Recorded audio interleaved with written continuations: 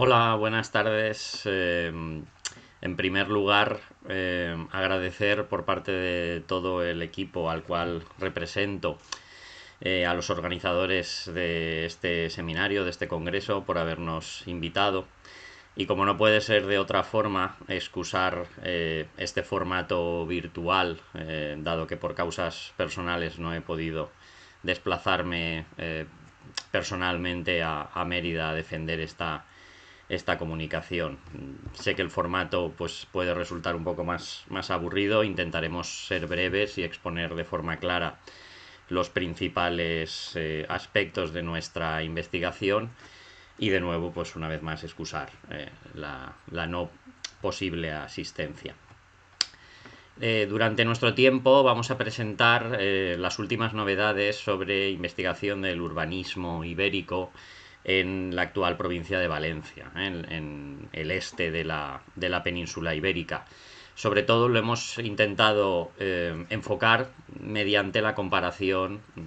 forma parte, ¿no?, de los objetivos de este seminario, entre una metodología invasiva, tradicional, de excavación, frente a otra de tipo no invasivo, mediante prospecciones de diferente tipo, que entroncan con uno de los proyectos que hemos podido dirigir en los últimos años y por ello tenemos novedades relativamente frescas.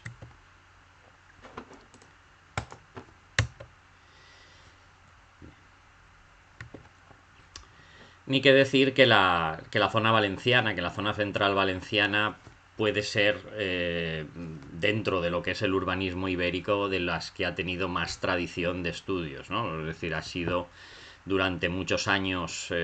se ha analizado esta cuestión. Pensemos que tenemos muchas excavaciones que son antiguas, conjuntos como el Tosal de San Miquel, la antigua Edeta, la Bastida de Les Alcuses. Posteriormente, en los años 80 y 90, también se continuó, ¿no?, ampliando la nómina de asentamientos ibéricos conocidos, muchos de ellos con carácter urbano, y por ello pues siempre ha tenido cierta tradición este tema, si bien es verdad que durante las últimas 2 décadas pues apenas se ha vuelto a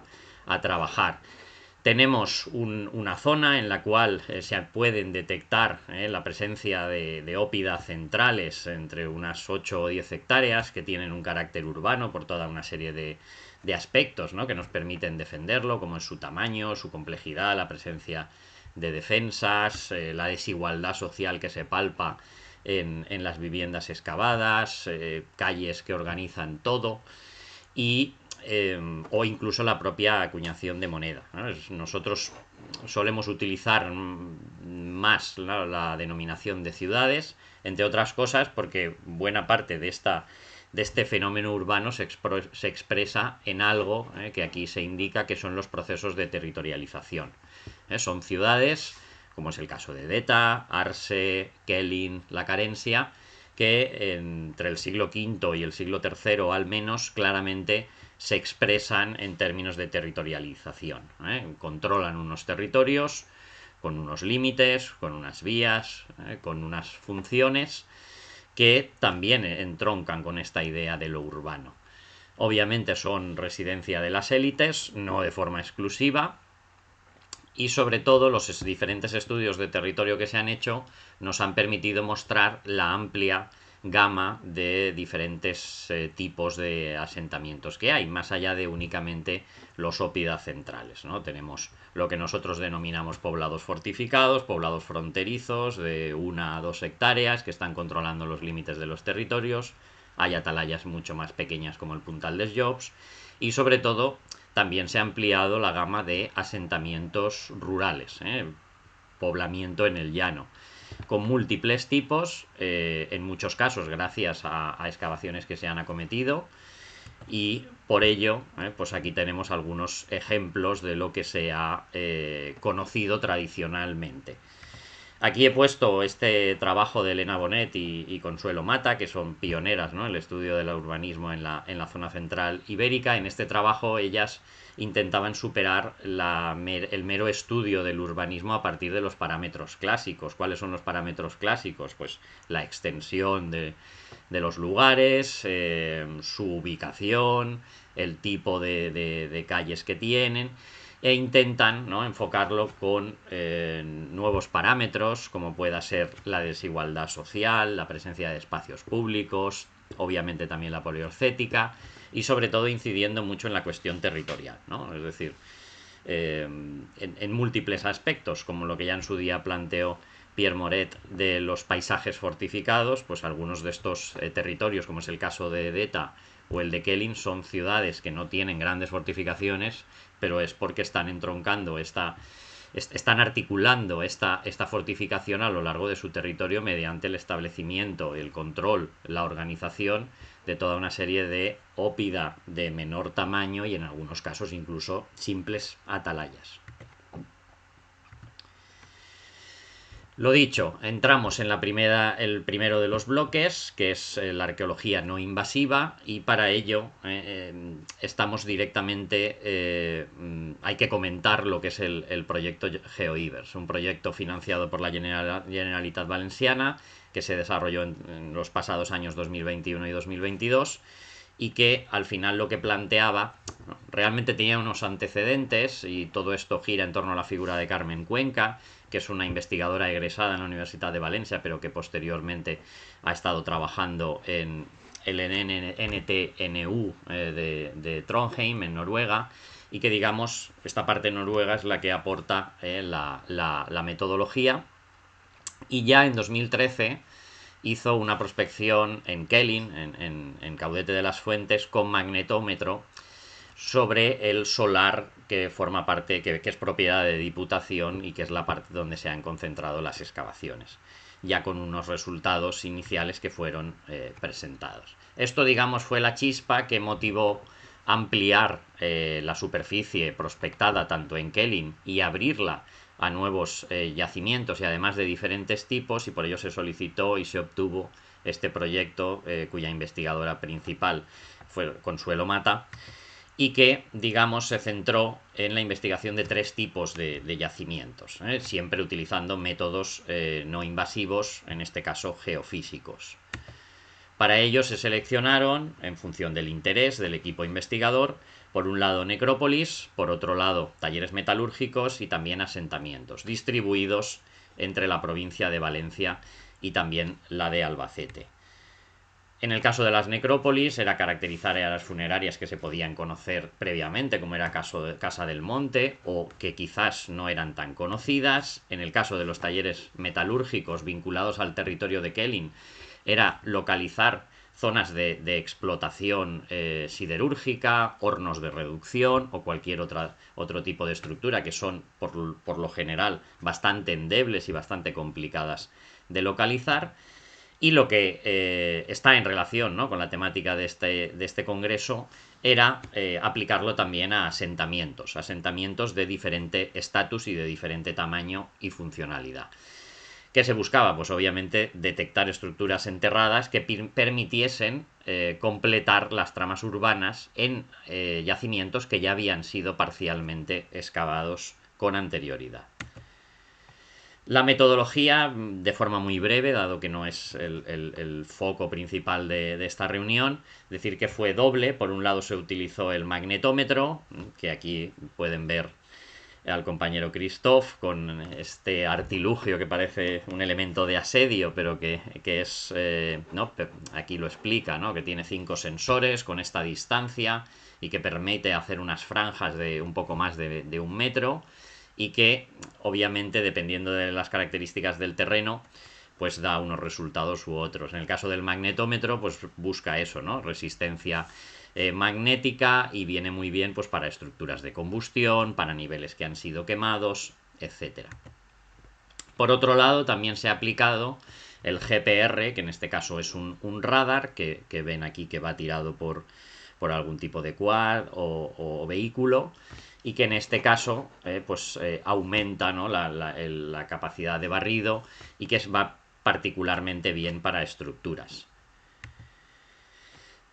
En Caudete de las Fuentes tenemos la ciudad de Kelling, que probablemente conozcan, el antiguo yacimiento de los Villares, que se ha podido identificar como la ciudad de Kelling, que tiene unas 10 hectáreas, una ciudad que articula un territorio más o menos en lo que hoy en día es la meseta de Requenautiel, tiene una larga secuencia de ocupación y eso es clave a la hora de aplicar la metodología, puesto que no estamos hablando de que tienen unos únicos niveles, sino que hay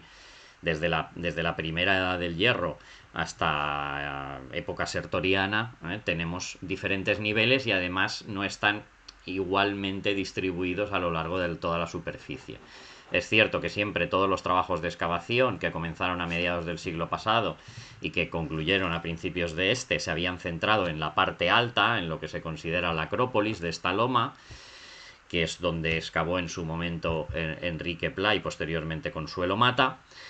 Pero en este caso, ya digo, la prospección geofísica ha permitido ampliarla a buena parte de las 10 hectáreas que componen el yacimiento.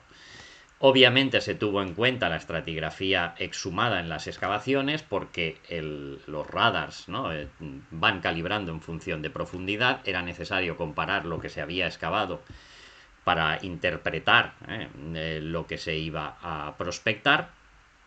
Ni que decir que todavía estamos, ¿no?, en un proceso de sistematización y de estudio de estos datos. Aquí lo único que presentamos es una pequeña, unos pequeños, ¿no?, antecedentes, unos pequeños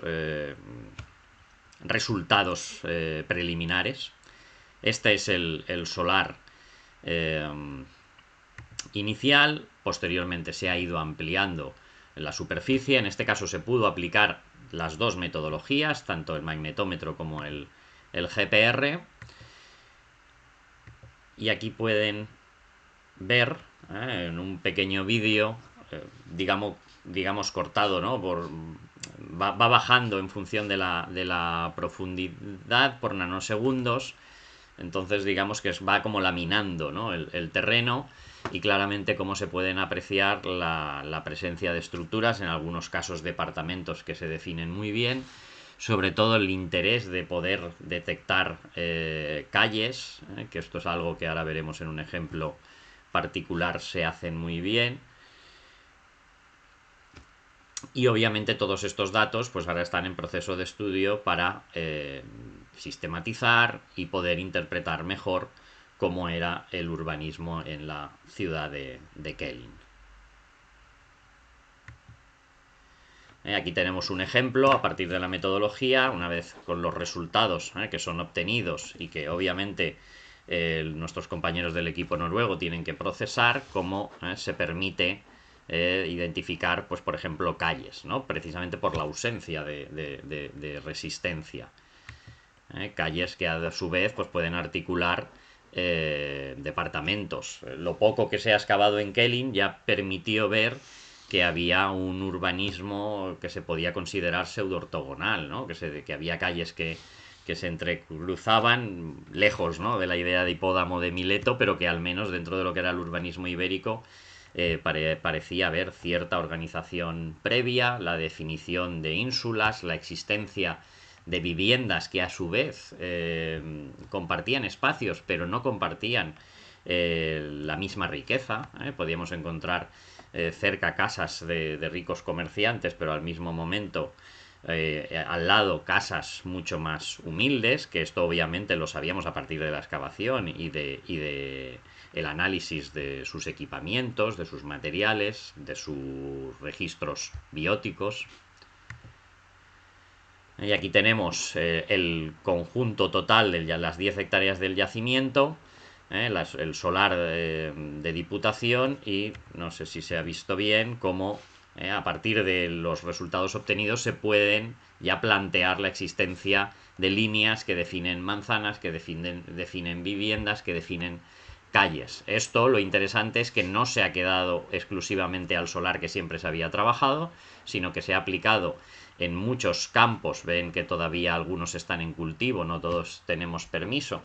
pero se ha ampliado al conjunto de las 10 hectáreas y se ha visto, que esto es una de las dudas que siempre se tiene a partir de prospección, el material puede estar distribuido por la totalidad de estas 10 hectáreas, pero luego no sabemos si esto se corresponde con una urbanización directa de todo este espacio o hay áreas vacías y demás. Incluso ya se pudo ver en la parte más septentrional, que es lo que siempre se había planteado que sería la mayor ampliación del perímetro del asentamiento, probablemente en niveles tardíos, puesto que los sondeos que se habían hecho en esta parte así se databan, y por tanto aumentar el conocimiento de la trama urbana de Kelin. Simplemente comentar que también se ha aplicado en la aldea de la Seña, dentro del territorio de Edeta, una aldea en el llano, sin que podamos de momento mostrar resultados, puesto que están siendo procesados. Nos permitirá lo mismo aumentar el volumen de información de un asentamiento que no, sobre el papel, no tiene este carácter, ¿no?, de ciudad o de lugar central que hemos visto en el caso anterior, sino que completaría lo que era el territorio rural del Tosal de San Miquel, de la antigua Edeta. Pasando al segundo bloque, el de la arqueología invasiva. En este caso tenemos novedades en lo que es el poblado ibérico del Pico de los Sajos, un poblado fortificado en lo alto de Sierra Martés, que sería un poblado fronterizo entre los territorios de Kelin y de la Carencia. No sé por qué se me está pasando. Y que más o menos tendría unas 3 hectáreas, de las cuales se ha podido excavar, aquí ven, una superficie muy limitada. También tiene una larga diacronía desde la primera edad del hierro hasta momentos del Ibérico final, incluso algún material residual de época alto imperial. Y hasta el momento hemos efectuado 6 campañas en un proyecto en el cual colaboran tanto la Universidad de Valencia como el Ayuntamiento de Iàtova y el Museo de Prehistoria de Valencia. Les voy a poner un vídeo, me imagino que con el formato grabado se verá bien, para que entiendan la ubicación de este poblado fortificado. Voy a bajar el volumen, que si no, no puedo explicarme. La ubicación es espectacular, es una sierra a más de 1000 metros, frente a un llano que está a 400-500. Domina visualmente muy bien todo el entorno, en una zona clave que es el Valle del Magro, que era una ruta de comunicación muy importante entre la costa y el interior, y es conocido desde antiguo por tener una de las mejores colecciones de plomos escritos, que ya fueron estudiados en su momento por Domingo Fletcher, pero que hasta hace poco pues no habían comenzado en ningún momento los trabajos de excavación. El vídeo es de la primera campaña. Ahora verán cómo la superficie excavada ha ido aumentando, y esto nos ha permitido superar los datos que teníamos de las prospecciones superficiales, que como siempre son sesgados, y empezar a conocer muy bien cómo se distribuía el poblamiento a lo largo de esta cima en las diferentes fases. Ya a partir de las prospecciones vimos que se podrían diferenciar sectores que tenían diferentes características orográficas, pero al mismo tiempo en ocasiones materiales de diferentes cronologías. No es el típico oppidum ibérico de cima mesetada, todo lo contrario, es una cima muy irregular en la cual hay plataformas, pero también hay laderas, hay agrestes espolones, zonas muy abruptas, pero las prospecciones, quitando los sectores 6 y 8, que no está nada claro, sí que nos muestran que el urbanismo se extendía, sobre todo los sectores 2 y 3. 1, 2 y 3 eran los que concentrarían el hábitat, un hábitat probablemente en terraza, muy similar al que tenemos en otros asentamientos, mientras que en el 10 es donde tenemos las estructuras, el sistema defensivo, ¿no? El sistema defensivo que ya fue estudiado hace unos años mediante el establecimiento de un foso, una torre y una puerta de entrada. Aquí tenemos los dos sectores que hasta el momento se han excavado: el sector 1, que es un área de hábitat que ahora presentaremos, y el sector 4, que es un espolón con una funcionalidad diferente. Obviamente la superficie excavada es mínima, pero empezamos a entender cómo está organizado el urbanismo en este asentamiento. Y aquí tienen lo que son las estructuras que fortificarían el único lado accesible que tiene esta montaña, puesto que el resto son acantilados que en algunos casos pues superan los 100 metros de caída. No requiere de cualquier otro tipo de fortificación porque la montaña ya se la está dando. Aquí tienen la imagen de la excavación en el sector 1, donde ya se detectaba en superficie lo que sería una calle que distribuía al norte toda una serie de departamentos en batería, departamentos que su excavación nos ha permitido eh, ver que tienen una función de hábitat, hay equipamientos como puedan ser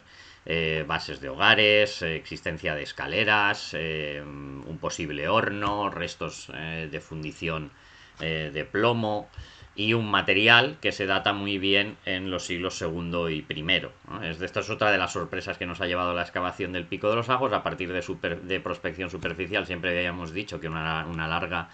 diacronía, pero en cambio la excavación nos ha mostrado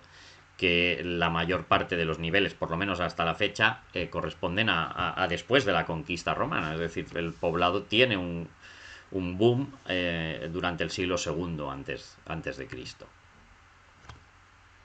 Ahí está es la imagen de la ortofoto, una vez ya completado toda esta manzana, todo este bloque de departamentos que se acceden a partir de una calle que está al sur y que tienen acceso como una especie de semisótano y que parecen completar todo este sector. Esto lo tendríamos que multiplicar, obviamente necesitamos más tiempo en otros sectores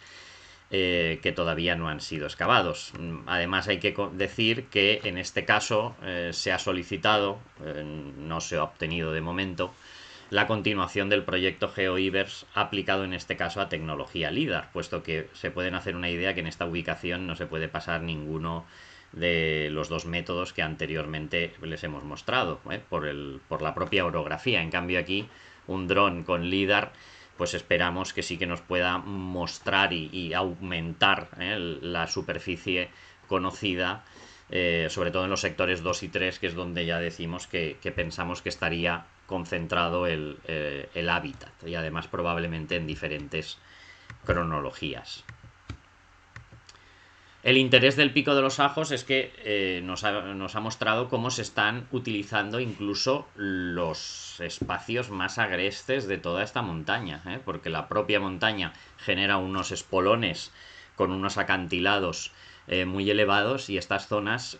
allí donde se han prospectado, e incluso en el caso del sector 4 que fue excavado, hay estructuras que obviamente no tienen carácter de hábitat por la propia ubicación, pero que son muy interesantes para entender la vida urbana de este asentamiento. Aquí se excavó una serie de departamentos, uno claramente techado, que probablemente sería un espacio auxiliar a modo de pequeño almacén,